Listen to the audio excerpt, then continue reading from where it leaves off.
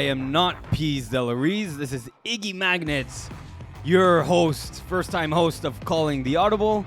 Welcome, everyone. I am joined here by Brent Botkin. No sound effect for Brent, but... Your camera's there, by the way. Oh, yeah, cool, yeah. It's true. I'm like I love how he's looking at me, like for like positive reassurance and everything. I thought you're doing great. Yeah. Doing okay? I'm joined by Brent Botkin, the other voice that you don't see. That is Eagle at Master Control. Eagle, no sound effect for you? Don't you have one? I mean, I have it. Yeah. It's there. There you go. You're way too happy to be hosting. I don't know if you're trying to like compensate for Maybe the fact that you're nervous, or if you just really like hosting. Both. I think it's a little bit of both. Both things can be true. You know? Yeah. So I'm replacing Peas Delarize today. Technically, you're replacing Mo. Oh, that's true. I am replacing Mo. Brent, hello. Say welcome to the viewers here. Introduce yourself. I was going to say I was a better looking version of Mo, but I guess in this case I'm the much better version of Peas, much better looking version of Peas. And you know what? I'll take Peas and Mo. The better looking version of Peas and Mo. Combine them together. Right. So, Mo, I was about to call you Mo. Brent, it's been a while since you've been on the show. I made a few appearances last season. We were talking off air. It's been a few years since you made an appearance on Calling the Audible. Give the folks a basic introduction of yourself. Who are you? What the hell are you doing here? Why are you the analyst here on Calling the Audible today? All right. Well, I mean, I've been in FPF for a long time, so a lot of you guys at least know my face. Some of you guys might know my voice. I write for Division A, Division B. I'm currently playing in Division C with my team, the Commission. I think it's been about, at least in person, since I've been in the garage. I think it's been about 4, maybe 5 years. Yeah, it's been a while. Yeah, it's been a while. Yeah. All right, Eagle. You also have 2 championships under your name, double the amount that Iggy has. That is true. And an infinite number more than I have. So congratulations on that. Yeah, exactly. So Eagle, let's start us off here with some of the news and notes of FPF here. What do we want to tell the folks? So nothing super fancy this week. For anyone who happened to have missed picture week, sucks to be you. But no, seriously, if you are missing your team picture for whatever reason, let us know. We can have a scorekeeper or someone come and take it. If you're missing individual photos because you weren't there for week 2, also feel free to reach out to us and we can figure out what to do to make sure you have a profile. I mean, obviously, if you're going to add people to your roster from this point onward, photographer isn't available, so they'll either be blank or we can update it eventually, I guess is the word. So just reach out to us and we can get that figured out. So that's 1. Number 2, a reminder, we are now going into week 3, other than the Thursday games, because weeks are weird. Yeah. But for anyone in week 3, any of the roster jersey rules are going to be enforced. What that means, you need to have a matching color jersey with the rest of your team that has a number on the back that is not taped or markered and is unique for your team, other than like exceptional emergency circumstances, because, okay, fine. But if you don't have a jersey that I just described, you will not receive a game played, which will not count towards your playoff eligibility, nor will your stats and performance show up on the website box score or against your profile, which means that if you're trying to impress your significant other, family, friends, or people on the internet, one less thing to keep track of. Unless you had a really bad game, in which case maybe it makes sense. Yeah, but most people, I score kept yesterday at Loyola Outdoors, and especially the new teams, it's all about the stats. It's all, they gain like a 35-yard at the end of the half, and they're like 5 yards short of the end zone. They're like, okay, but I won how many yards was that? I'm like, yeah, 35. You're 5 away from the end zone. So yeah, a lot of people want those stats. So to make sure you get those stats, make sure you have your numbers on your jerseys, like Eagle said. By week 2, the scorekeepers are really enforcing that rule. And last thing to talk about right now, for teams who may not know this, and I believe we showed it, so I'm going to do it one more time just to be sure. If we're on the website and we go under the resources tab, there's an area for both roster verification and roster submit. First, let's start with the roster verification one.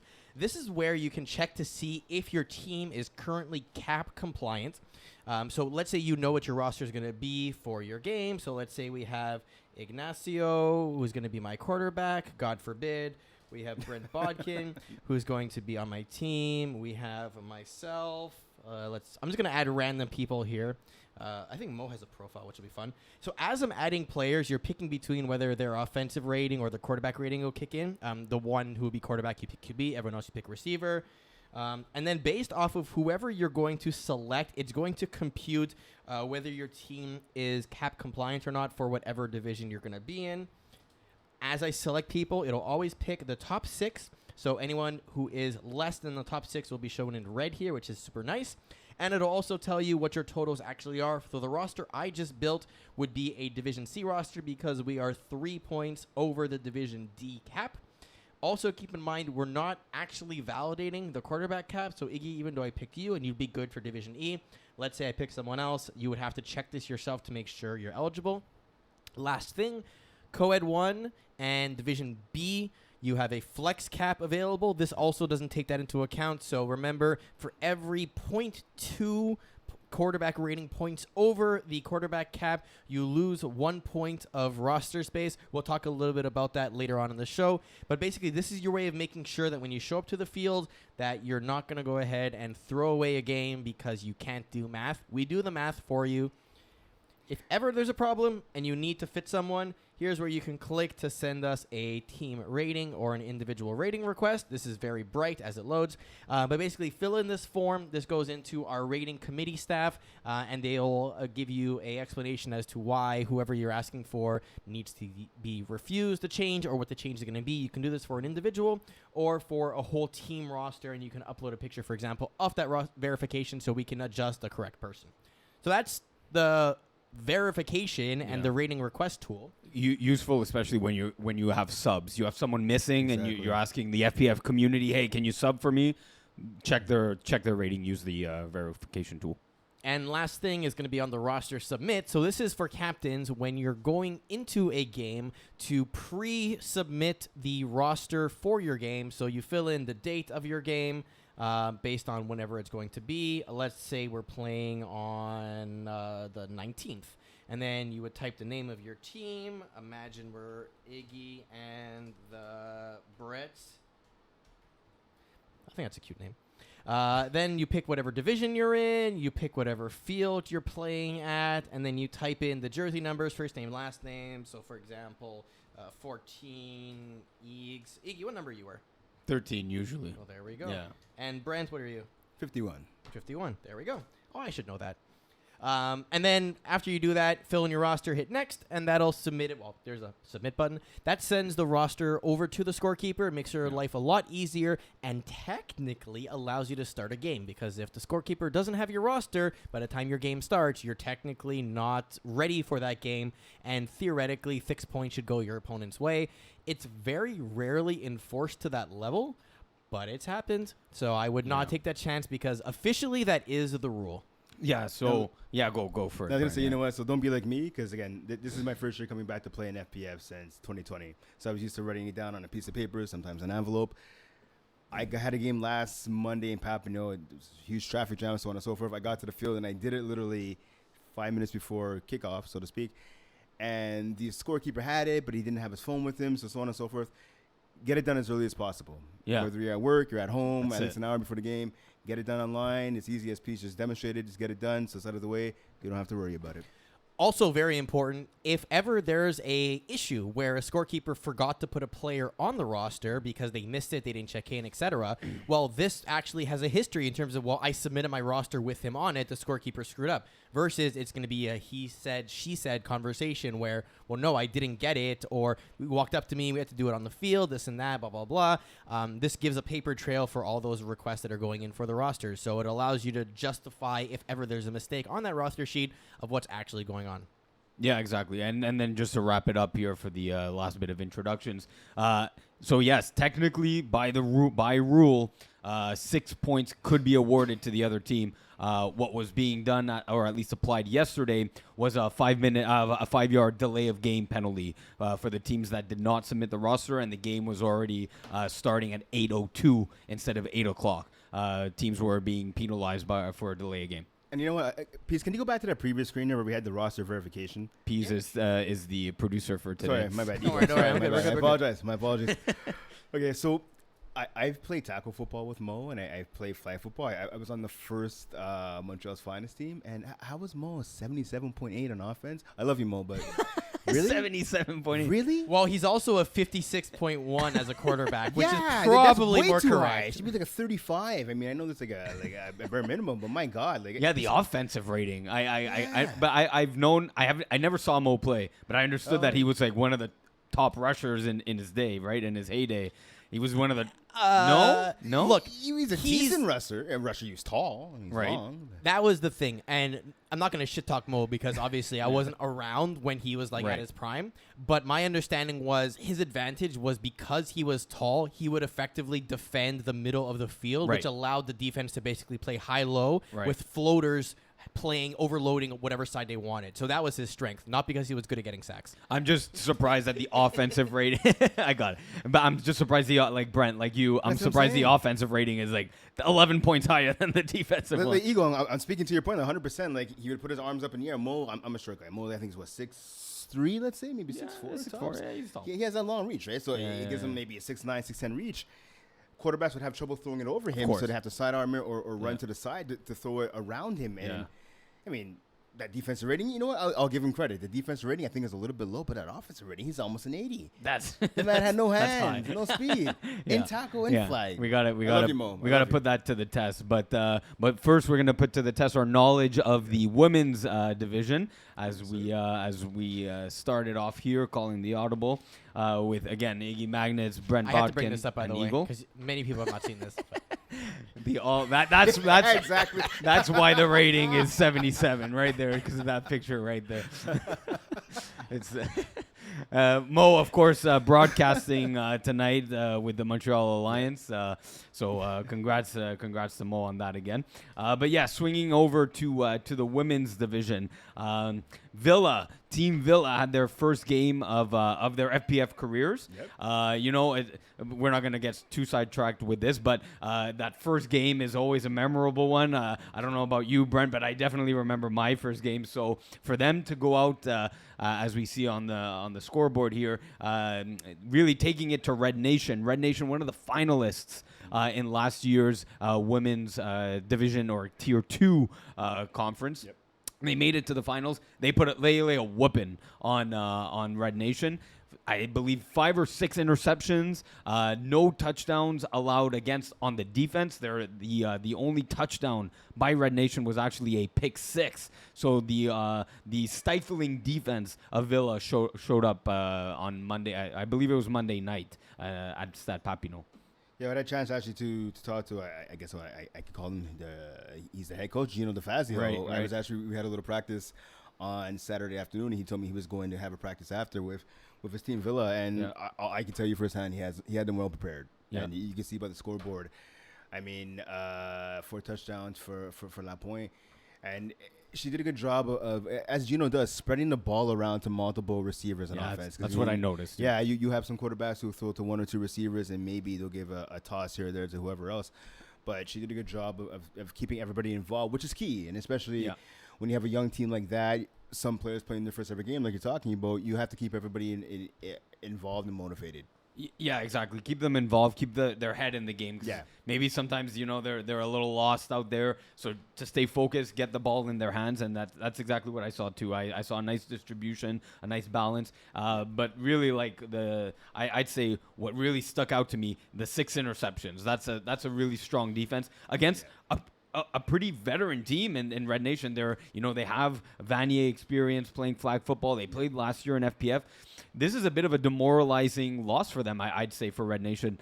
Like, they're coming in, finalists, and like I said, in women's Tier 2, and, coming up against a new team. They're like, okay, we got this, and they put up, 6 points only, like I said, off a pick 6. What do you think Red Nation's season will look like moving forward? I mean, one half of you just wants to say, okay, it's one game, right? Yeah. And it is one game. It's a horrible start to the season, but it is one game. Maybe you have the FPF finals or Super Bowl hangover, if you will, from losing the game. Yeah. You always want to put up more than 6 points. Let's call it how it is, right? Sure. FPF is an offense. Football in general is an offensive game, but this league in particular is an offensive league. So you want to put up more points than that. It's you have to shake it off though, right? It's a marathon, not a sprint. They have to go back to the drawing board. And Yeah. again, it is only one loss. It's not a playoff game. It's game one of many. So they just have to shake it off, learn from what happened. Obviously, Yeah. look at the struggles they had on offense, and just try to regroup going forward. Yeah, so up next they have Strangers, and I think so. This year's Strangers is not the same Strangers as last year in the winter. This edition of Strangers is a free agent team. They're very new to FPF, so I think this is a good bounce back game for Red Nation to go in and have a little more success than they did in game number one. But speaking of Strangers, they got their butts handed to them in week one against Les Petites Miettes. I believe a scoreline of like 57-6. That's it. Yeah, Laurie Willette, one of the girls on the Strangers team, is also playing with me in co-ed with Kiss My End Zone, and she said, she's like, I'm a real competitor, and I absolutely hated, that game. It felt absolutely horrible getting demolished like that. So we came into week two. They had a chance to redeem themselves against Les Petites Miettes again, and they actually come away with a victory, a 1-point victory, 20-19 over Les Petites Miettes. Well, that's it. I mean, listen, they lose by 51 in week one. It doesn't get much worse than that, right? Yeah, But it is what it is. You have to regroup, and they did that. Look, the defense only gave up 19 points, right? It's a win by one, not a win by 51, but a win's a win no matter how you get it, right? And Exactly. I like the attitude that you're telling me that the player who you're playing in co-ed has of losing. Like I can ask you guys right now. Like for me personally, I hate losing. Whether it's flag football, chess, anything, I hate losing. Yeah. Especially in football, it kind of kills a part of me inside. I don't know how you feel about that. Yeah. Iggy, Oh, it ruins my Rico? week. Like for the week, I feel like 100%. shit. Like 100%. and then when you win, it's like you're the most elated. And if it's a double victory too, there's a lot of double headers. That's the best feeling in the world. I'm gonna point something out only because it's very obvious for anyone paying attention. Currently, interceptions aren't counting as attempts for quarterbacks. Yeah. We're working on getting that fixed on the app. Seems like it's not adding them up, and we're gonna manually fix any games until we get the bug addressed. So anything previous to that. So if stats look a little weird right now, like for example, going 5 for 7 with 4 interceptions, mathematically impossible. It's because it's actually 5 for 11, and so we're gonna get that updated. So if you see very strange stats, that is the reason why. My favorite so far is 0 for 0 with 2 INTs. That's how we notice something's wrong. Yeah, that was week one, wasn't it? Yeah, that was kind of funny. That got pointed out to us, and immediately Eagle went on the hunt there. But for Strangers, I think they got a little lucky though in terms of the lineup for Les Petites Miettes. In week one, Les Petites Miettes had, I believe her name is Morgan Cosimano Valois. Exactly. She's the one who put up the 5 or 6 TDs against Strangers. Yeah, 6. She was there. She was present, but was a DNP, so she wasn't suited up to play. And that made the game a lot more competitive, as the scoreline suggested. But definitely, hey, give props to Strangers. Like you were saying, Brent. They got really. That's a demoralizing loss, but they played through the thick and thin of this game and coming out victorious. 1-point victory, like you said, a victory is a victory is a victory. So good for Strangers. And I think now for the Strangers, the biggest test is going to be which Strangers team is going to show up, because I believe they're playing they have Villa, I think. Yeah, it was sorry, Red Nation. So yeah, Red Nation. So it's going to be the team that we saw in week one Yeah. for the Strangers, or the team that we saw in week two. So that's going to be the biggest key, I think, going forward this week for them. Yeah. So last thoughts here on the women's division, Brent. We Eagle, Pease, myself, and Mo. We've had a chance, kind of what Pease always says on a weekly basis, of mansplaining with Pease and Mo about the women's division. I just wanted your thoughts on the women's division, not necessarily this year's. You can talk about this year's women's division, but the idea and the ideology of bringing a women's division to FPF. What do you think the long-term goals are? What are your overall thoughts? I mean, I think it's amazing. I mean, football in general, even sports, you could say, right? Sports brings everybody together. Yeah. And I think football in particular, like having a women's only division, I think is amazing, just because football is a game that's growing, not just in this province, but obviously in the country in and of itself. Yeah. And to have an extra division, to have a place for young girls to just come out, or even older girls come out and play a game that they love, I think it's great. I remember I've been in this league for a long time, and I remember when talk of a women's or even a co-ed team was like, maybe down the road we'll see what happens. Yeah. And it wasn't for a lack of trying. It was just finding a number of ladies or girls that wanted to come out and play. And as we see each year with co-ed and that, it's getting bigger and bigger. Yeah. And I think it's phenomenal. And you have to tip your hat, obviously, to FBF and to Rob, first and foremost, for getting that together. Because, I mean, it's a phenomenon, the sport of football that's growing, and it's great that we're jumping on board. Yeah, especially the flag football game. Yeah. And like we're seeing with Villa, like it's starting at a younger and younger age in high school. Last year we had the Volts, the Bouger Volts. They were amazing. Like I saw them, I was totally not expecting that. I was scorekeeping week 1. They were my first, women's division, first game of the night, and I'm like, whoa, they took me aback by like how serious they took it. They looked like very military base out there, That's it. driving the field with the coach, listening to the coach calling audibles on the sideline. They were all ready to go, checking their wristbands. Like they really, really impressed me from the get-go, and that's what like my impressions has been left with the women's division. I've been impressed. And you know what? I'll tell you quickly because I know we're going to move on to something else. But I remember when there's a couple of females who first started subbing on guys' teams, right?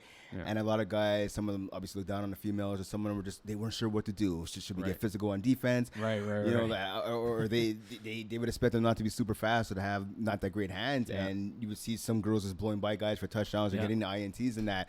And me personally, I coach my elementary school. I have a girls, and it's a mixed flag football team. Yeah. And I find every year for myself personally, the number of girls that come out to play on my team is Elizabeth Ballantyne, by the way, elementary school, Montreal West. The amount of girls that come out is Elizabeth Ballantyne school? Yeah. I went there. My man. I fucking went there. That's fucking weird. Right, well, there you go. Okay. Small world. Small world. Yeah, continue. Yeah. Anyway, so I'm saying the amount of girls, I remember when I first started doing football there was maybe 1 or 2 girls in the entire school that wanted to play. Yeah. And every year it's grown bigger and bigger. Obviously, with COVID, we haven't had a chance to play any tournaments. But my girls' team before COVID struck in 2019, 2018, we were undefeated. So that's cool. Yeah, it's amazing. Yeah, awesome. All right, we're moving on to co-ed 1 here as the second topic of calling the audible here. Co-ed 1. So if I look at the standings here, I see 3 teams at 1 and 2, Brent. We've got Fast Not Furious 1 and 2. We got Fit Squad and the Justice League. Sitting at the bottom of the standings here. So maybe not to worry because all teams make playoffs. But my question for you, Brent, is which team are you least worried about? And part A and part B, which of these teams can you see going on a long winning streak? I think the team that I'm not worried about and also at the same time could have a long winning streak. I think it's going to be easy fun. I mean, you look at their lineup. No, but give me from the top, from the bottom 3, the teams that are 1 and 2. Listen to the show, bro. Okay. Let me look at it right. Yeah. So look. So Justice League, they just put up 51 points against Les Petits Fuck. But Parker, Sarah Parker, of course, leads co-ed 1 in interceptions with 5. So that's my worry there. Fast and Furious lost both of their games this past week in week 2, and you got Fit Squad at 1 and 2. They're just averaging 20 points per game. That's the lowest in co-ed 1. So give me one team that you're least worried about, and then give me another team. Could be the same team that you can see going on a long winning streak here. I'm going to tell you right now, the Justice League is a team that I'm least worried about. Yeah. I'm going to say that you look at some of the names. They have Jamil Springer. Yeah. I mean, Jamil Springer's on your team. You know what I mean? They have Matt Peacock on their team. Richie Mondesera, he subbed on my team a couple of times in 2020, the COVID season. Yeah.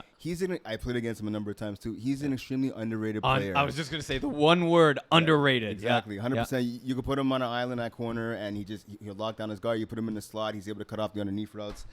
I mean, obviously, it's Serge Pilon Jr., right? And as you mentioned, the GOAT, Sarah Parker. Exactly. She's the best female quarterback we've seen and arguably one of the best quarterbacks, period, that we've seen in FPF. Yeah, I would agree with you. My pick's the Justice League, and I think they have their picture up, Eagle. I think... No, they don't. No, they don't. I think it's coming. I've seen it, though. I think it must have been, I think Alex Laroche posted it on Instagram, but it's a real cool jersey. So, like, one of the things we'll do here as the pictures have been going up, we'll vote for some of our favorite ones. But Justice League, that one, it looks like a fire jersey. There's like, is it Zack Snyder inspired or? No, not really. So there's it's actually 2 colored. Okay. The front is blue, the back is red. I believe it has the Wonder Woman W in the front. It's a really fresh looking jersey. Yeah. But I agree that I'm least worried about them. What about a team that you can see going on a long winning streak? Actually, them, to be honest with Yeah. you. Other than that, I mean, okay, so you look at a team like Kiss My Out Loud, right? I mean, they have some pieces. Again, Brent, on the teams squad, that are but- 1 and 2. Okay, all right, fine. I'm busting your balls I after missed a 4 little while. years. Sorry, it's been a while. It's been a while. Okay. I know. Okay, so they're 1-1, but okay, teams Yeah. that are 1 and 2. Yeah, again, so I'm gonna have to pick the Justice League. I mean, you look at the roster Okay. from top to bottom, it doesn't get much better than that. Right? Yeah. You know what? For the long winning streak, I'm gonna go with Fast Not Furious. Them two, they actually beat Justice League in week 1. I like the additions that they made. They have James Drysdale. They've got Marvin Steinberg. Even though he's one-handed, You guys a little banged up right now. the Exactly, yeah. one-handed Marvin Steinberg is still a very strong player in FPF. You got Kwesi Gordon-Mall playing the safety down there. You got Ryan Dobbs. Phil Roberts too. I like Phil Roberts. Yeah, Phil Roberts, very Good him too. Like Richie Mondesi, a very underrated Yep. player, especially on defense. And you got a very mobile quarterback in Justin Weir. Justin So, Weir, yeah. so I don't be surprised if this team rattles off 5 or 6 wins in a row. Okay, no, I think you might be right. I mean, listen, it comes down to, are you going to put your money on guys like Weir and Steinberg over someone like Pilono? That's the question I have. to ask. I mean, yeah, that's a good question to ask. But look, hey, they beat them in week 1, so definitely they have true, they it's found true. they found a recipe to at least contain him in a certain way to at least give them the chance to win, and they did. So I can see them rattling off a few wins here. And am I the only one who, when you watch Justin Weir play quarterback, am I the only one who thinks of Johnny Manziel? Maybe, but I Kinda looks like him a bit, no? kind of see what like physically or Physically, on a on bit the of a field. style, of play, but more so physically, obviously. Okay, yeah, I don't know what kind of insurance he has, but he might want to hit up. He might. Yeah, what's up? Are you a little bit worried that Ryan Dobbs Garnett has as many targets as all the women on this team? You know what? But yes, I am worried. That is a little worrisome. But there's that chemistry they've already built with the Balls Deep franchise. So there's a level of familiarity there that they're really exploiting in the first 3 games. Look though, if Fast Not Furious is going to be a successful team in playoffs, that he's going to need to get Justin Weir is going to need to get his women more involved in the game. Absolutely, moving forward. Yeah. Definitely. I mean, I don't give credit to Dobbs. Obviously, we all saw the injuries, I guess you could say, that happened during the playoffs. I tip my hat to him. I think he might have been wiser taking a couple weeks off, but that's just me. No, but honestly, yeah, you like you guys are saying, he has to get the women more involved, right? I mean, it's a co-ed team, number 1. Number 2, they have some ladies on their team that can make a difference, and you have to get the ball in their hands. Yeah. All right, so next segment here, I have a little pick one segment. So I mentioned that Justin Weir is one of the mobile quarterbacks in the division. He's not the only one, of course. We've got Dom Lefort from Le Petit Fuck. We've got Jeremy White, of course, with Easy Fun. And I'm putting Justin Weir in that category as well. So, Brent, if you got to pick one mobile quarterback that you want to start a franchise with, who are you going with? I'm gonna say Justin Weir. And Okay. I'm just gonna say that because I've had a chance to watch a couple of his games this past winter season, and there's something about him where I think he's playing in somewhat of a lower division. I think he could play in a higher division. I played against Jeremy Way, obviously as a receiver, but as a quarterback. Yeah, it's a great player. Don't get me wrong. I think I'm playing him pretty soon. Yeah, in Div C. Yeah. Be aware. Yeah, exactly. I think he has his limitations as a quarterback. Yeah. Whereas Lefort, I'm not gonna lie, I haven't seen that often. Oh, he's good. I haven't seen him play Dom that Lefort, much. he cuts to the edge really fast and then takes off. Yeah, and he has a good arm. He really he's a bit of a shorter quarterback, and when he launches it, he gets really low and really throws with his legs. He has a really good deep ball. So look, there's no wrong answer here. So you're going with Justin Weir Eagle? Yeah. I think I have to go with Dom Lefort on this, just because I've seen, there was the Instagram reels where I saw it, and I was like, my God, that guy's fast. Yeah. However, as someone who calls defenses, I am much more intimidated by a quarterback who has a run option or the ability to buy time by running rather than someone who is a run first Right, or right, exactly. an opportunistic runner, Exactly. right? Like the whole like 3rd and 1, okay, they're gonna take off type of stuff Yeah. is much easier to defend Yeah. than a 3rd and 1 with like an RPO package Yes. design type of thing, right? Like Okay. whatever he wants to do. He can give himself time, or she, run to the outside edge, Yes. catch a guy downfield by himself in man coverage. It's time to create separation for his receivers. Yeah. That for me is much harder to defend against because otherwise you can just jam the line and force him Right. to have to run through you, right? So So that- Don LaFleur hits that criteria for Okay. me, where he can take off if he wants to, but does have a decent arm. Right. Versus, I mean, Justin Weir, he's throwing the ball too and everything. Yeah. And I Yeah, think yeah, yeah. Galena is much more of a pocket passer where he'll use it. Yeah. Yeah. Well, he's in my pocket passer. We'll get there in a second. I thought you were choosing Lafayette and then setting up that second part to describe Jeremy White, because what you've just described to me was Jeremy White, and he's actually my pick out of the three for the mobile quarterback. Brent, I don't know when the last time you played against him was as a quarterback. Did you ever play against as a QB? As a QB once. And how long ago? I want to say it's about 3-4 years ago. Because he's one of the Okay, most alright. developed quarterbacks in the past 3-4 years. So be careful in that commission Did I game. stand corrected? Then? Yeah. He's Just you'll see it for yourself in your Division C game. But then I want to move over to the pocket passers of the division. So I'm gonna give you 3 names again. You got to pick one. So here we go. Sarah Parker. With Justice League, you got Steve Hariprasad with Kismaya Outlaws, or you got Seth Galena with Fit Squad. Who are you going with? I mean, I'm a little biased. I won a championship with Steve. Yeah. Actually, I had over 100 yards in that championship game. Oh shit. Okay. All right. You know what? I'm going to go. I called it a go before. I'm going to go with Sarah Parker. Okay. Championship game record isn't the greatest. Yeah. But regular season and all the quarters or the semis, she's fantastic. She's Yeah. money. And I think eventually she will get over that hump. Yeah. I'm going to go with Sarah Parker. Okay. Eagle, a quick one here. Parker, Hariprasad, or Galena for your pocket passer? I want to go Harprasad because he is probably the one with the most, or like what I'll call the simplest playbook. I mean that nicely. It's yeah. very effective in the way he drives it. It is. But at the same time, I find it boring. So I'd rather go with Galena, who can design fancy plays, Okay. or Parker, who knows how to read a field left to right and find the correct person based on the coverage. Versus Harprasad, it's much more like, okay, choose your poison pill. I Yeah. pick the opposite one. Go next, right? Yeah, and that's It's not as explosive, and I don't enjoy watching that type of what I'll describe as the West Coast offense, the FPF version of it. Yeah, I want that explosive plays, and I think Galena would be the best at designing them, and Parker would be best at executing them. it. Yeah, absolutely. I love your analysis there. Very, very well thought out. For those reasons, though, I'll choose Steve Hariprasad. And don't deny his explosive ability. He'll tell you in the line, like, do a lazy fly and then go and then take off, because he's looking to hit you and catch defenses asleep by hitting, his all hooks, his triple slants. He puts defenses to sleep a little bit. So give me Hariprasad for the pocket passers. But we went one across each board here. So we're very diverse in our thought process. That's why I asked the question. That's the idea. So here we're then moving on to Co-Ed 2.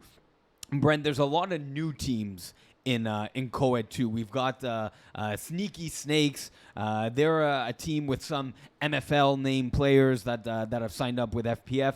You got Iced Out. They're struggling out of the gates. They're 0-4. The only known commodity on their roster is Emmanuel Brulé, who's quarterbacking their team. They're 0-4. He's thrown 8 TDs, 8 interceptions, so not a very good TD to interception ratio there.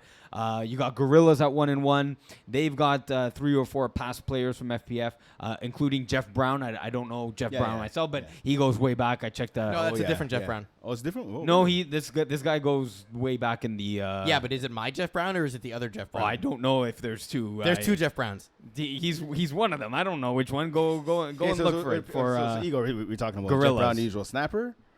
You usually play snapper, Jeff Brown, or Again, I don't know the Jeff Brown. Okay. This is the before. I'll annoy you. Yeah, this is Jeff with a J, not Jeff with a G. Oh right, yes, Jeff with a J. Yeah.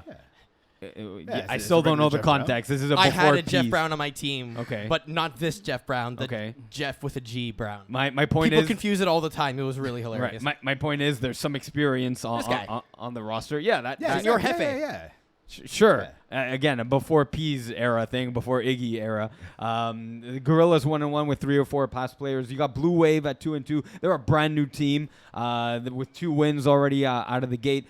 They're both against that 0-4 Ice Out team, though. And you got Les Princesses at 2-1, led by Michael Arsenault. Again, he's a pretty well-known commodity now in FPF. So with all these new teams in Coed 2, Brent, aside from Les Princesses, because they're 2-1. Who do you have as having the most success at the end of the season in Coed 2 with all these new teams? So just looking at the new teams specifically. Yeah. So you got one Sneaky Snakes with some MFL players. Yeah. You got Iced Out brand new. You got Blue Wave brand new, and you got Gorillas with some FPF experience there. So who do you have? Which team will have the most success by season's end? I'm gonna say, based off of how it's looking right now, I want to say the Gorillas just because their defense. They've only let up 27 points. I'm a big believer is when you build a team, you need a quarterback first and foremost. Yep. Any football team, that's the standard. But then you have to build defensively because you know what? You're going to score a point. Ideally, you're going to score some points, right? But if you can't stop anybody, it doesn't matter. 50-50, 80-80, 100-100, exactly. It doesn't matter, right? Yeah. So you have to start with a rusher, and you have to try and build around that defense. We'll get to that rusher topic later with Julien Paiement. Yeah. But, you have to build the defense. And looking right now, at least through the first couple of games, the Gorillas, right now, they're second in team defense. 27 points given up. That's pretty impressive considering some of the offenses that are in this division. Yeah, absolutely. And I think you hit on something, and I just want to drill it even more. Is FPF is usually built down the middle. Yep. When you have a quarterback, a snapper, and a rusher who are very competent and very athletic and know the game very well, you've increased your odds of winning an FPF football game by like 50%. I want to say safety as well, because I find safety is a position in FPF that doesn't get a lot of attention, but that's extremely important, especially around the goal line. Yeah. Oh, you're absolutely right. One of the most common plays in the red zone is the outs by the slots, ins back of the end zone. So that safety in the back, reading anyone coming behind is you're right. It's very very important. By the way, guys, in case people don't know this, under the division, there's a team stats section where you can actually see what your defensive season totals are, averages per game, percentages, etc. So you can actually see some more high-level defensive stats rather than just points against. So, for example, how many yards per game are you giving up? Yeah. How many plays per game are actually being driven against you and everything? How many plays over 30 yards are happening against your defense? And then similarly, percentages, how many fourth down attempts are being converted on you, etc. So you can get really intense in terms of your analysis here in terms of what's going on. Yeah, exactly. So, Brent, you were going to... But as I was saying, you look at the Gorillas, right? 14% on fourth down. Yeah. The opponent's offense has only been successful for 14.3% of the time, right? So, and they're averaging 128 yards against per game, which is that's excellent. very low. It's very low. But so my pick there actually would be Sneaky Snakes. They happen to be the team with the least yards per game. Yeah. I believe they've only played... Oh, no, they're 1-1, so they played 2 games. But I kind of like that they have some household names from the MFL league. Names like I believe Marilou Côté-Noël is on that team. Marc-André Gosselin, I played with him before. He's a speedster. With Julien Pru. He's on the team as well.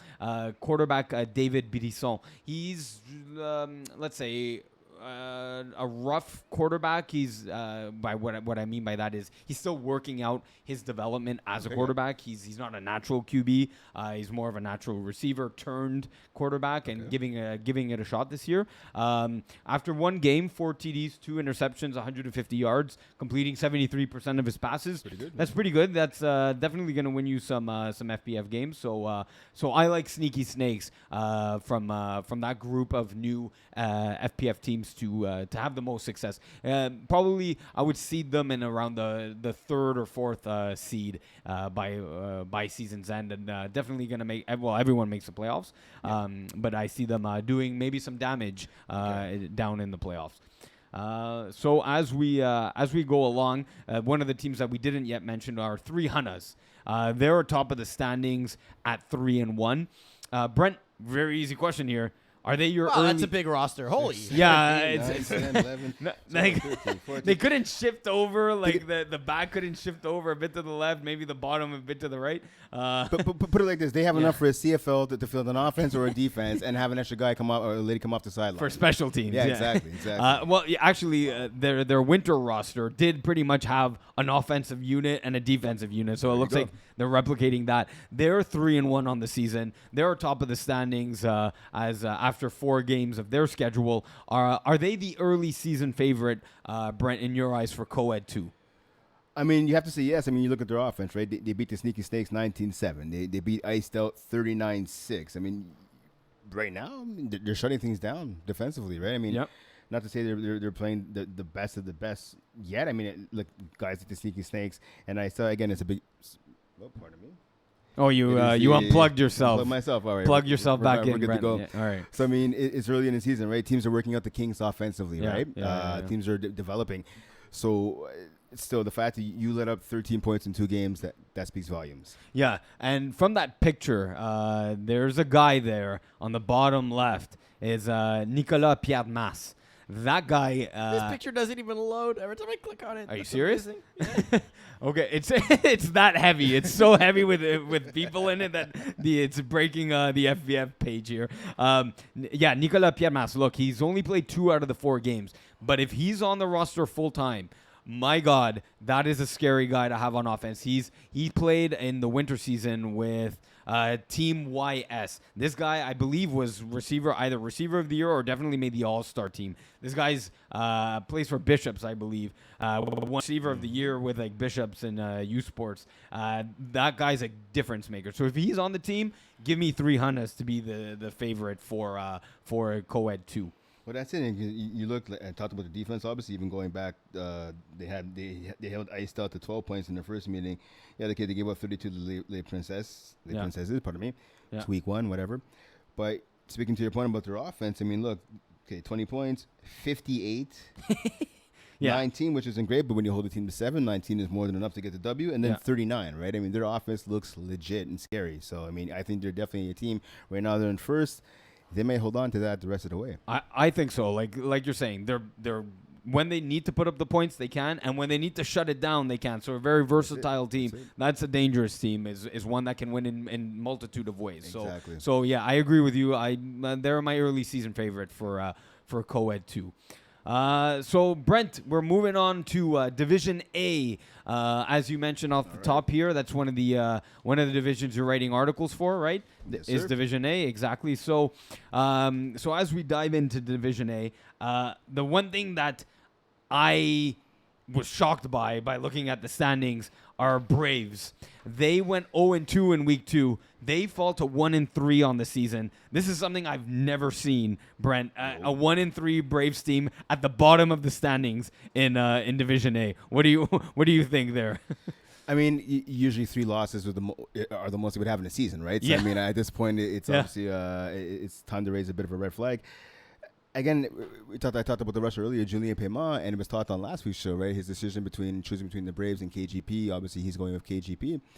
And we talked about, before we went on air, Yeah. this team, the Braves, have great defenders. Mike Pearson, Jonathan Maheu, George Guillaume Guillaume Bellin. Jerry Chevalier, Guillaume Bellin. They're phenomenal, right? loaded, yeah. They're loaded. That's exactly, they're loaded, right? But those guys are great, but they're made even better by the presence of a rusher like Julien Paiement, who, along with Matt Kerouac, I would say are the best 2 rushers in the game right now in FBF, right? Yeah.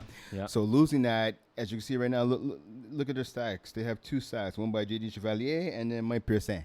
Yeah. Those guys are, I mean, they can rush, but are Sure. they really rushers? No, they're not. And you're taking them away from a defensive position, That's the key. Yeah. being defensive back, to have to rush. And that's just, it's not a recipe for success. And we've seen right now, their defense is getting pretty much walked all over, right? Yeah, exactly. And I don't know, Mo, again, we're throwing Mo under the bus here, but I mean. It's easy to do. It's Yeah, easy to do. Look, not under the bus, but he mentioned that Joe Maher was rushing. You're putting out your quarterback and one of your very good defenders and cornerbacks and sometimes safety out of position into the rusher position. So now you're tiring him, Joe Maher, and is what, according to Mo, he got a little nicked up in his last game. Well, that's it, right? That's are you concerned for the Braves moving forward? Of here? course, 100% I'm concerned for the Braves moving forward. I mean, you talked about they have arguably their best player playing quarterback and rusher. Some quarterbacks might want to play corner. Some quarterbacks might want to play safety or as I call it, linebacker or halfback, if you will. Yeah. When do they really rush? Yeah. No, Right? very rarely. And imagine, let's say he gets hurt. Let's say he tweaks a hamstring, strains the ligament in his knee, God forbid. Yeah, gets another his quarterback's groin. elbow in the eye. That's exactly it. Or even let's say he tries to go for a flag and he dislocates a finger or something on a throwing hand. Yeah. Season's done. Yeah. Right. So And- I mean, they have enough talent. Pardon me, enough cachet to try and find a rusher in the lower division who has a low rating. Try to bring them on. Like they have to do something because right now, like going as is. They're not gonna get too far in the postseason, and it's showing. It's a 1-3 record after 4 games. Like I've never seen that, so it's not seen. It's not working for them right now. So that's definitely something they're gonna have to address. Party crashers. This team, they are loading up the like points. them. Oh like man, them. I don't know if you saw the like game them. of the week in week 1. Man, they look good. They lost that game, but look, Doesn't yeah, I know it doesn't. Yeah, you're right. I agree with you. They're averaging 51 points per game after 3 games. So it's not a 1 game sample size, it's not a 10 season sample size either, but 3 games that's averaging 51 points, you can score. Are they the best offense in Division A right now? Ooh. I know. Right now though, Oh. right now. I mean, right now, okay, you want to look at the points? Yeah, that's yeah. what- I mean, they have 153 point scores, so yeah. I mean, are they the best? Really, no. You have to give that to Kevin Wyeth and the All Stars. Obviously, I talked about earlier. I wrote for Division 2 last year. I'm a huge fan of the Party Crashers. Their offense is phenomenal. Fred Dupuis is a great quarterback, and I'm really glad this team made the jump. I mean, they had a dual threat receiver, right? They had Emil Taliaferro. I've had a chance to call some of his games when he used to play for McGill. Yeah. They had Phil Ferran, but I wrote in the article last week, adding a guy like Anthony Brisebois Oh, man. to this offense makes them almost unstoppable. And that's not even talking about a guy like Francois Hogue, great rusher, underrated, I believe he plays snapper. He has speed. Louis-Philippe Thibodeau, he has speed as well, he right? does, I mean, yeah. Phil Anger's too an underrated player. Oh man, He's great. He's good. He's solid. really He's good. solid, right? This So- guy, and then we're talking about the 6th player now. Like Well, that's it, that's right? huge On amount some of depth. teams, he'd be the top 1 or at the very worst top Absolutely. 2 receiver, right? He's like Absolutely. their 5th or 6th option, and it's an offense that could just pile on the points, right? My only concern with them, and I'm gonna go back to the winter season when I watched their game against KGP in the playoffs. They should have beaten KGP. I know KGP made sure to rub that on my face when I picked against them in the playoffs, but they should have really beaten KGP. Yeah. Their deep ball defense for the Party Crashers is still a little Suspect. Yeah, it's a little suspect. Yeah. If they could shore that up, I think the sky might be the limit for these guys. Yeah. I like. There's some other teams out there. Of course, All Stars is is is All what it Stars. is, yeah. It is All Stars, but that Mo Khan's Mo problems here. Bringing up Mo Khan in every way possible. I like that offense. I like adding Ben McMahon as a snapper for Dan Lazara. You saw it in the like I mentioned the game of the week. Just he can just launch it and then and have Ben McMahon with his speed go and get that ball. Already with teams maybe 2 people, 3 people looking at AJ Gomes makes Ben McMahon even that more dangerous. And I'm not even talking Isaiah Lard, Rory and Sean Summergin, Tam Villadeth. That's it. This team, I like that offense a lot. No, 100%. Listen, I've had Ben on my team a couple of during the COVID season. He subbed, I think. No, he didn't even sub. He was on my team. Yeah, he was commission. banged up. Yeah, he got hurt a bit. Yeah. He missed a couple of games that I think he played for that season before it got cut. And he's fast. He's gonna be the Hunter Renfrow. For that offense. Oh, I like that. That sneaky receiver can kill you underneath with the speed. He has great hands, good routes and stuff. As long as he's healthy, he's fantastic. And you add that to the complete opposite of guys like Rory and Sean Summergin. I mean, I remember when these guys broke into the league. At least Rory, he came first. Yeah. When he broke in, I believe it was Division 6. Sure, probably. Most people start there, but yeah. But that's it. He had some talent, and Yeah. he started to dominate. I'm Yeah. glad now he's playing at the Yeah. highest level with his brother. And I've had a conversation, I believe actually was with Mo, who might have actually said he thinks that Sean actually might be better than Rory. You know what? Not to stir the you know what, I'm just saying. You know what? I kind of agree, honestly. Yeah, I feel he's bad not the- 'cause he's not Rory's the a really only nice guy, but person. Sean's fucking good. He's not He's not the first person to tell me that. Like, look, I think he's more Rory's flashier, and with the speed, and he does the dip move as well. He kind of made it like he tweaked it to his own design a little bit, so he's a more flashy player. But man, like I think Sean's the better jump ball player. I think he's the they can both go up for it and jump, but I think Sean might be better for the jump ball. So are you saying Sean has better hands than Rory? Is that what you're saying right now? It's really close. I think the debate can be made for both sides. Okay. But I like it because most people immediately see the Rory flash and they say, yeah, he's the better player. I think we have to double clutch and ask the question. Fair enough. Yeah. Yeah, so speaking to your point, though, I mean, this offense is dynamic. It's just a matter of, listen, they won last year, right? They won Division A last year. Kind of a different team. Right, obviously Dominic Mano played a big part in that offense. I believe Gropini was there as well. It's a couple of different names, a couple of new names. I would make the argument that maybe they're even better than what they were last year. Team that beat the Braves. We're gonna have to wait and see. They'll come to playoffs, right? I mean, listen, when Lazare and his boys were playing in Division 1 this past winter, right? They really thought they were gonna knock off the All Stars in the semifinals, and they melted down in the second half. It was really close at halftime. They melted down, and they actually had a better roster then than they have now. So we're gonna have to wait and see what happens, right? Yeah, that's true. They were really loaded last year. But you're right. So that's Division A. We move on to Division B. And my first thing from Division B that I like, it just stands out. Not just Division B. Forget Division B. Division A is Anthony Brisebois. We mentioned him, real quick here with Party Crashers. Is anyone better right now than Anthony Brisebois as a receiver? Like again, it's a very question in time. Look, there's amazing receivers: AJ Gomes, Pat Jerome. There's obviously better players maybe overall and as an FPF career as a whole. But right now, Anthony Brisebois, 11 touchdowns. He has over, I think, 400 or 300 yards in both divisions. He's the number one receiver in Division A and Division B. Is anyone hotter, at least? Maybe that's a better question. Is anyone hotter than Anthony Brisebois right now? I don't know. The man's on fire, right? I mean, I believe he won two-way player of the year, defensive player of the year in the winter of a couple of teams he was playing on. Yeah. No, to answer your question, no, there's no one hotter right now. A fantastic player. No, thank you. Oh, these are that's exactly. They're Anthony. There you go. There's exactly. two awards Two-way player here. of the year. Two-way player of the year. See, I said it. There you go. I'm paying attention. Yeah, and best receiver here. Well, there you go. Right. So I mean, it is what it is. Are the better receivers if you're stacking up careers to careers? No, I think Pat Jerome is probably still the best receiver in all of FPF. Right. AJ Gomes is obviously up there as well. But no, Anthony Brisebois right now, he is the man of the hour, if you will. He's showing why his presence, him leaving. I believe he played with the Apocalypse in Division A, Division 2 or 3. Yeah. He was playing. They're written on the trophy, guys. Exactly. So there's all the hardware here for us. Well, I know it's with the Apocalypse. I was trying to remember what division he played in the winter. The Apocalypse were in Division 2. Oh, right. Division 2. Yes. So that's what I'm trying to say. So he left the Apocalypse in Division 2, and now obviously they're in Division 1. That team, they tried to replace him. They brought in some valuable pieces. He went over now to we're talking about the Party Crashers, and he I think will be that difference maker for that team.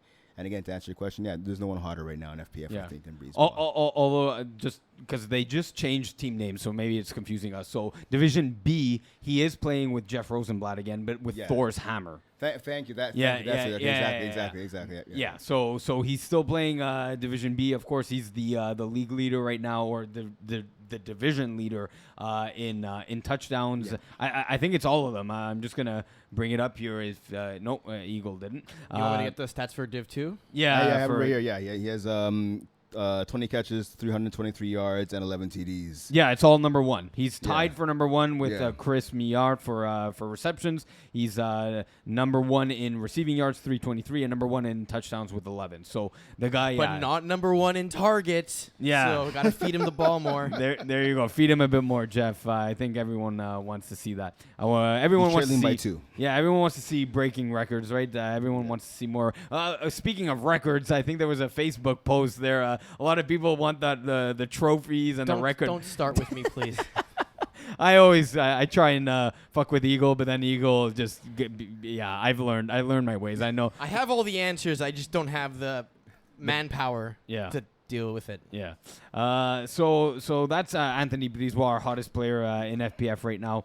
But Brent, if we look Can at I take a half second Yeah. here? If you go to the season leaders and weekly leaders for this division, this is a very scary page to log on to when you look at it for the very first time, because you have Jeff Rosenblatt staring into your soul, asking if you have any money for his coffee or food fund, and you have Jolie Taylor about to threaten your life in the Moretti crime family. yeah. He's about to steal your kids. He's about to steal your kids, take care of your family. You don't want that. Yeah, they're like, I don't know how to describe it, but like, yeah, I don't know, like, if Joey's going after Jeff because like, like Jeff committed a crime and Joey's like trying to hunt him down. I don't know what's going on. Jeff We're is in doing- East End. We're in East End right now, so. Jeff is doing his best Same. Thor impersonation, Right. but from the last Avengers movie when he got really fat. Right. Wow. Come on, look at it. Look at That's that. horrible. Tell me I'm wrong. Jeff's a good dude, man. Wow. Good dude and physical appearances are two different independent things, as we like to joke around with peas, of course. But Brent, as I was looking at the standings, I see a couple of 0-2 teams. Which 0-2 team are you worried about? Tell me I'm wrong. Or okay. Oh shit. Horrible. Yeah. You're distracting me. So, which 0-2 team are you not worried about? Are you confident that they're going to climb out of their early season hole that they've dug themselves in? So, I got two teams here. We got the Moretti crime family, the aforementioned one, and Mangoose. Okay, well, despite the fact that we were saying that Joy Taylor looks like a mass murderer or part of the mob, if you will, I'd have to say them. I mean, it's been a while since he played, right? I know A little last bit. week it was mentioned on the podcast. It has been a while. I played against Joey Taylor. He's extremely frustrating to play against. Yeah. But he's a great quarterback, right? All he does is win. Yeah. And I think once he gets comfortable, once he gets the rust off, I think look at the receiving corps that he has. He has Zach Swerm, Gabe Wiseman. Decent receiver, great defender, great guy to have running your defense. Brandon Aylward, my man Don Benevento, and Joe Malkin, another former commission Right. guy. Like Yeah. he's a really good receiver. Right? I think he's a little underrated. He could be a number one receiver. Great hands, great route Right. running team Yeah. player. So I'm gonna have to Justin Lerner, a bunch of guys. Yeah. Rocco Cristiano. They have talent. They have speed on this team.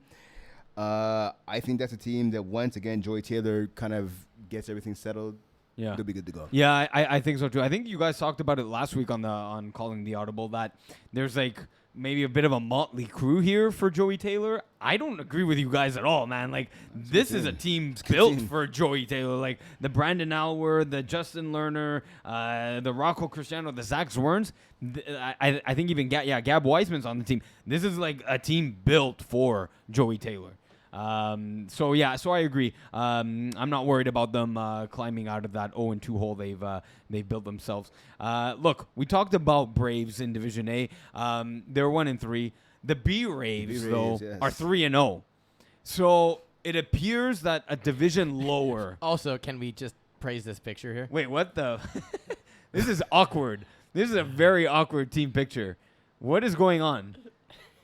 No thoughts. By the way, you can't play with hard brimmed hats. So that what is that? A Longhorn? This was just for the picture pregame. I think it's Tennessee. Yeah, I know. It's Tennessee. It's a Volunteers hat.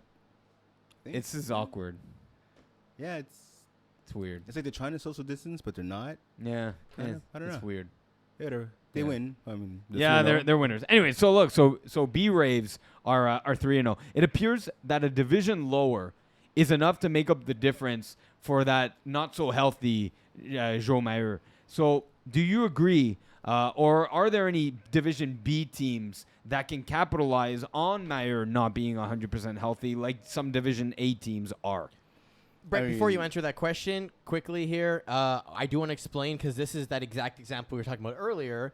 They're going to show as violated, but their actual cap is 475. So Joe Mayer's QB cap is 95, which means he's 5 over, which is 25 points of a cap penalty. So their roster has to be under 475 every Right. week.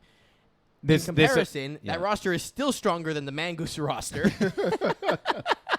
Yeah. Yeah. But to do it, they had to bring in Lorian Beauchamp basically as be part of that team. So it definitely makes it much more tricky for them to manage the cap, and the options are that they have available for missing players. They definitely have to go fish from Div C, D, E to basically play football. Right, and of course, all of this, what you're explaining, is the quarterback flex that we talked about at the introduction. Solely for Division B, so I don't want to see any other teams trying this out unless you're a Div B team. Yeah. So Brent, And Co-ed 1. So, Brent, again, the question, are there any Division B teams that can capitalize? And I'd probably say it in terms of, can they put up the points? Let's say Joe Mayer is good for 50 points in Division B every game. Now let's just say he's good for 35. Which teams can really capitalize that and go score for score with a not-so-healthy Joe Mayer? I mean, I think brand new. I mean, they got Robbie Robinson, right, throwing for them. I mean, Yep. It's been a while since he's played as well. But I mean, the man's a Hall of Famer. He knows how to get it done. You look at the receivers on that roster: Vince Nardone. We talked about a couple of times already. Chris Millar, Yep. Patrick Chenard, Dan Dick. Like, they have some talent on that team, right? And they have some good defenders as well. Headed And by they played week 1, by Robinson. the way. Yeah, no, and yeah, they were got 50, crushed. 58-34. But I mean, that's But week he one, was right? healthy. Yeah. True. Well, he was healthy, and that's week 1, right? I mean, week 1 and week, technically here, week 8, but it, Yeah. really week In the 10. last week. Yeah. Two different things, right? They got to have time to kind of get the wind under their sails, being brand new. You're looking like a team in JYD. I mean, JYD, a great team. Regular season, I feel bad. I like Jason Rossi. They just kind of don't get it done in the championship game. But, I mean, regular season and all the other rounds of the playoffs, they're a top team. You look at that roster up and down. They have a lot of talent, headlined obviously by the Samaritan brothers. They're a team that could definitely go head-to-head with the B-Raves. They haven't played yet, obviously, but, I mean, they're going to eventually play at some point this season. I can tell you right now that's actually coming up on June 21st, right? So, I mean, that's going to be a matchup we're going to have to look out for. So that's just a couple of teams. That's my field, watch out. Loyola Field 1. Let's go. There you go. So Right, there you go. if I'm back maybe for a phone call or back hosting or as an analyst on calling the Audible, I'll give my 2 cents on that. See, we'll look forward to that game. I like Junkyard Dogs to be one of those teams that can capitalize. I like the depth that they've added. So the Ivan Desjardins of last year, you're talking about a 4th and 5th receiver like Michael Kazaka. My God, like, this is your number 5 option. Like, sure, it's Division B now. You're playing against better defenses, but I really like the depth that they've added here. Yeah, Kazaka, I've had a chance to read about this guy when he was in the lower divisions. Phenomenal player. I tried to recruit him a couple of times. Ivan Desjardins, he's a former tight end at McGill. Right. He can ball. I played against him actually last week in Division C. This guy's a player. He has really good speed, good hands. I think FPF is the game for him. So, like you're saying, it's a deep roster for a lot of talent. So, I mean, we're going to have to wait and see, right? Yeah, agreed. So, Division C, let's move on. Yes, That's my division. My division in terms of the articles, writers, and the media team here. That's my division. I love this division, by the way. I love that there's no split. It's just bam. Here's 17 like really good teams. No one's crappy. You're not beating up on anyone. But that being said, we got 4 teams at 1-1. So of the 4 teams, we got one step closer. That's the Louis Bégin, Alex Noel squad. Yeah. You got the infantry, of course, with the Submergent brothers once again, and Corey Walwoski at quarterback. You got Blitz Buds. That's AJ Gomes and some of the East Side boys that now hooked up. Well, no. Blitz Buds is a perfect name for AJ team. 100%. Yeah, exactly. 100%. They add Félix Goulet, one of the quarterbacks for Fit Squad and Co-ed, and man, I'm trying to remember their Division 4 Golden Eagles. He played with Golden Eagles, quarterback that team. And you got top season all at 1-1. So the question is, how many of these teams with 100% certainty, Brent, will make the playoffs? Like, no doubts, this is a playoff team. You're cementing them at a 1-1 record. I'm going to say the infantry. I had a chance to play them last Monday. I mean, they had Jalen Greaves wasn't playing, so that's obviously a huge difference for them. Is he on the roster, though?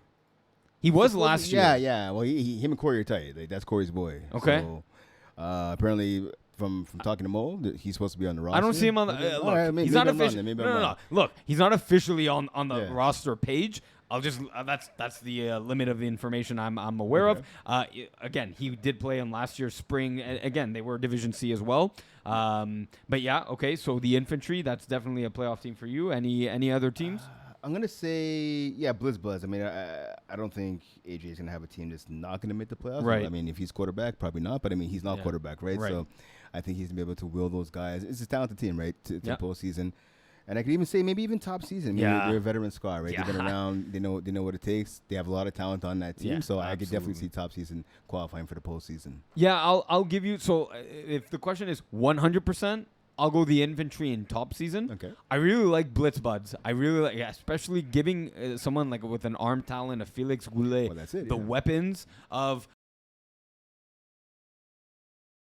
I know Gropini's on the team. Gropini's there, yeah. Nick Gomez Rizzo. You got AJ Gomes. I'm not sure if Matthew Simard is on the team. But those are great players to surround a quarterback like Felix Goulet. That might be the most dangerous team, but it's about the chemistry for them. The chemistry is not there right now. This is a team I think as they progress could be very dangerous, but they really need, with this quick season happening in 8 weeks and a lot of double headers, that turnaround time is very limited. So they're not 100% locked for me. So it would be the infantry in top season. You know, I'm going to say, so I agree with you, obviously, with the quarterback, with Goulet. Yeah. Obviously, it's going to take him some time to get accustomed to everybody. I mean, so far, 6 touchdowns already on the season. But guys like Gropini, obviously, AJ, his brother, what's his name as well? Nick Gomez Rizzo. Yeah, Nick Gomez Rizzo, but also as well, Dante Sperana. He Yes, played with those guys before, right? Yes.